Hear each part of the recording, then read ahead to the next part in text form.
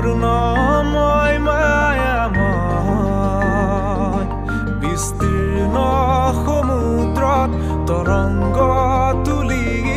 নীলিম আকাশৰ